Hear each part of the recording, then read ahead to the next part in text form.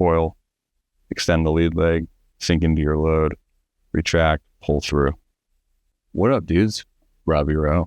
I'm going to do a breakdown on Chapman.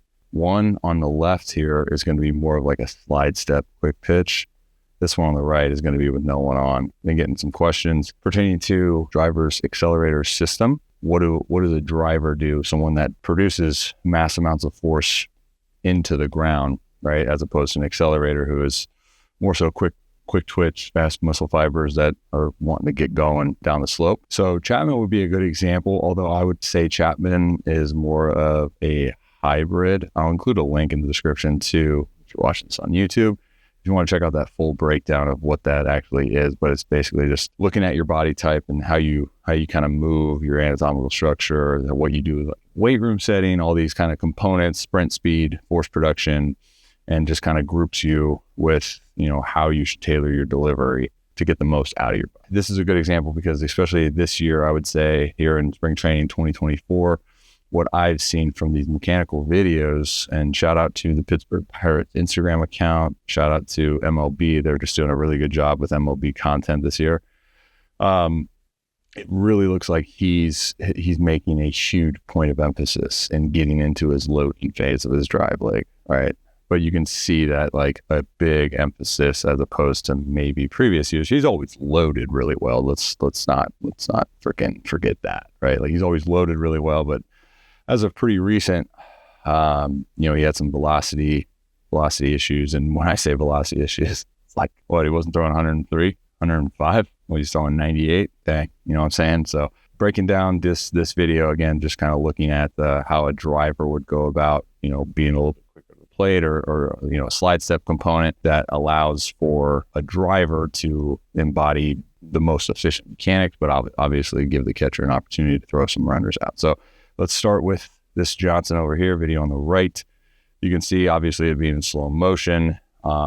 The emphasis for Chapman as he lifts into his leg, he actually is starting to do more of a pelvic coil to really emphasize the loading into his rear hip. You can see that as he gets into the peak of his leg lift, right about that time, he's going to start to coil and really sink into the load as he enters his drive, right? So I'm personally a big advocate for that. I think some components that really help with this move is what you can see him doing with that lead leg as acting as, a counterbalance.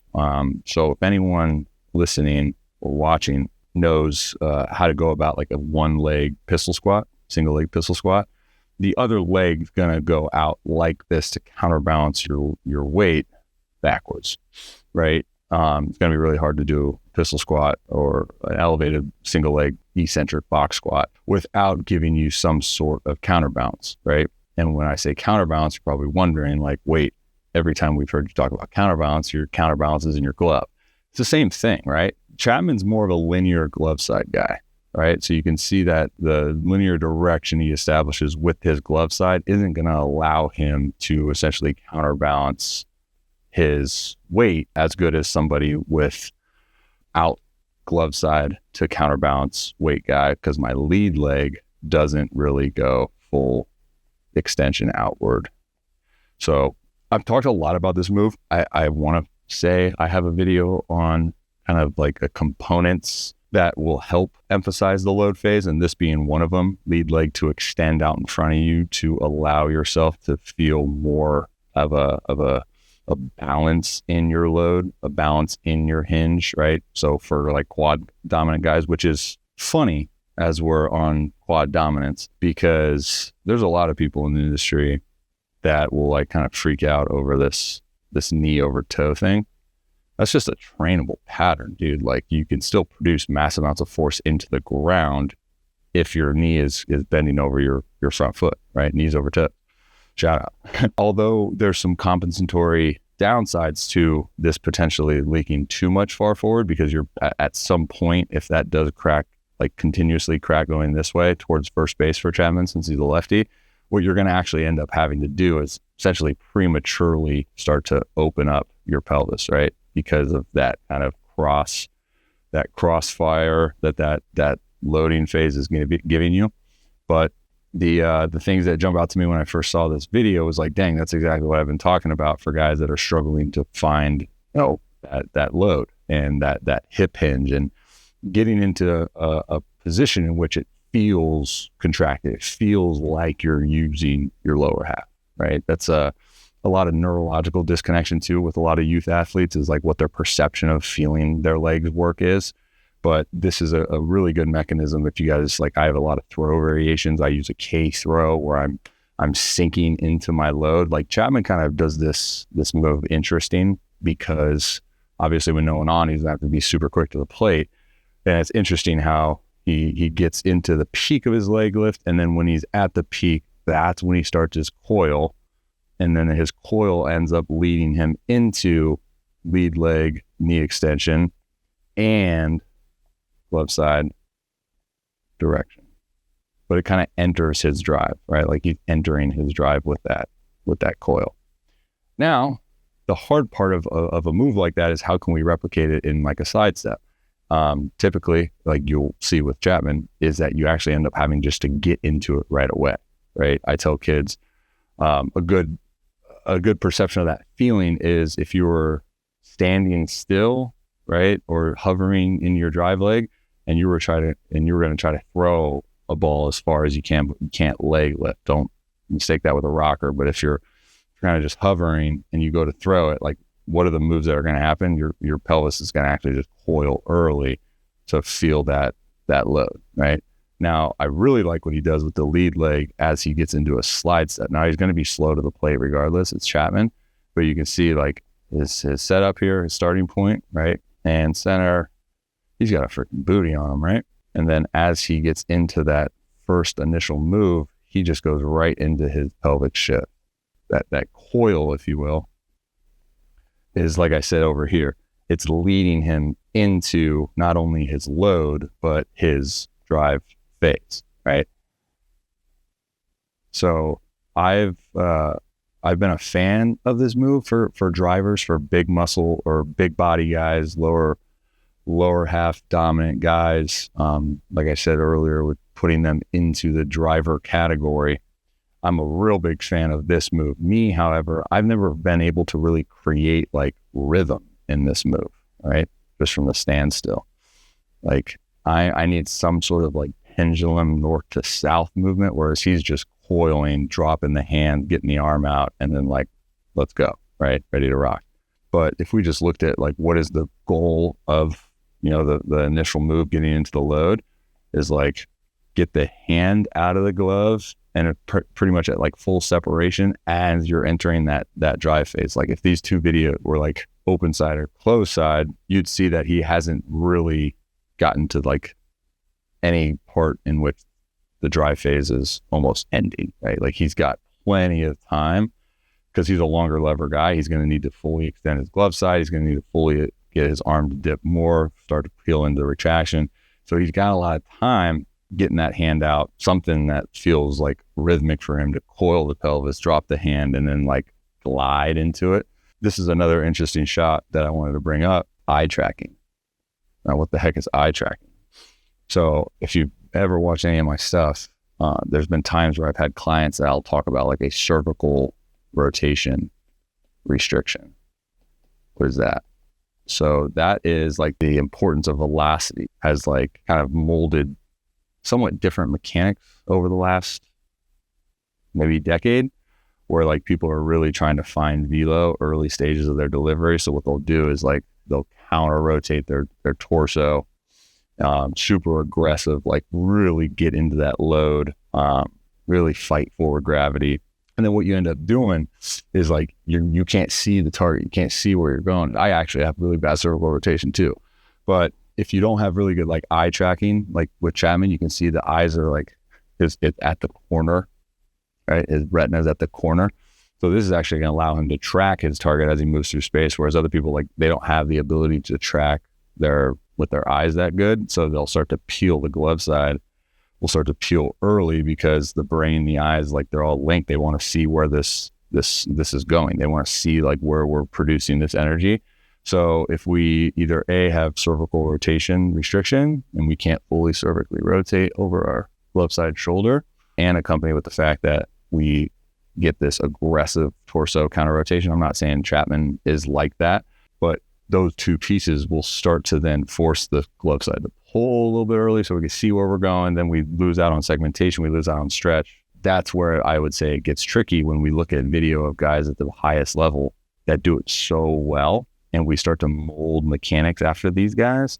But there's so many little pieces to what makes Chapman, right? Like, guy's got like 80-inch freaking biceps and 4 of my lower halves, right? Now, although it's a good guy to shoot for, but like, I might not have his eye tracking to where if I counter rotate my torso like that, like, I'm going to force at some point action reaction. It's going to force me to like freaking go, right? But gosh, what a specimen. See how he gets deep? Like, this is the whole idea too behind like the long arm, short arm thing. At the end of the day, like, it doesn't matter in a way of your hand path and the space that it covers as you're in your drive phase. But as I mentioned earlier with Chapman, like, he needs an arm path like the one he has. Like, if I worked with him, like, I wouldn't say like, hey, stay in flexion, you know, like, keep it simple, inside 90, all these things. Why? Because like, he has so much time and his rhythm is created in entering his drive, like with his hand coming out. Like, he's an early glove side direction. I can't do that. That just doesn't feel like good for me. But you can see, like, as he dips his arm almost behind him, that's going to be the time in which the elbow is going to initiate that retraction. Hips are going to start to swivel into rotation. And you get this beautiful picture of like deeper, right? And then coming up. That timing is just so freaking precise. So tough to teach it, right?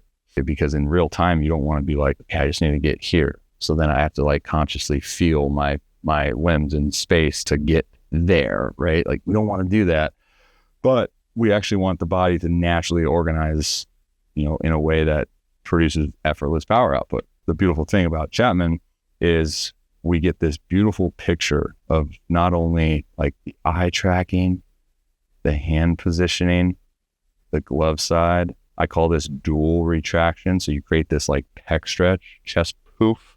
So then when you do start to rotate your torso and pull your arm through, you get this like catapult effect launching from the scaps.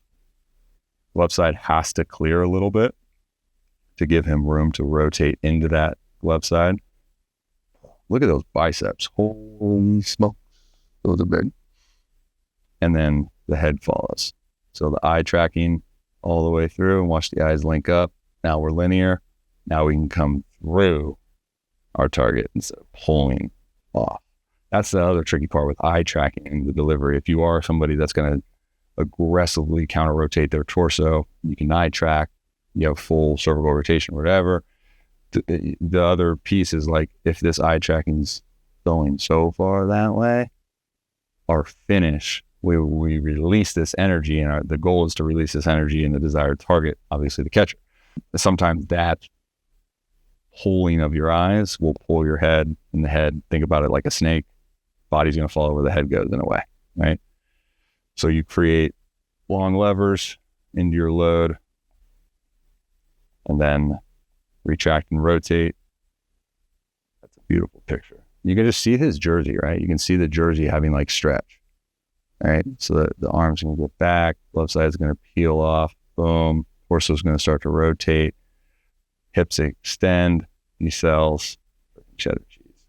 And he does the same thing, right, out of the dual retracted, chest is creating stretch, release that stretch, hips complete rotation, that pulls the torso pulls the arm, and you can leverage when you're connected. It's hard to leverage the arm when you're not connected.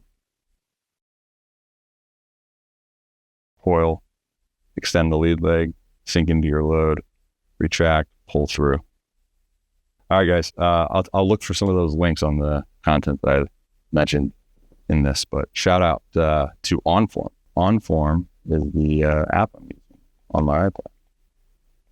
Partnered up with them for another year so I can bring you guys all these mechanical breakdown content, which is super dope.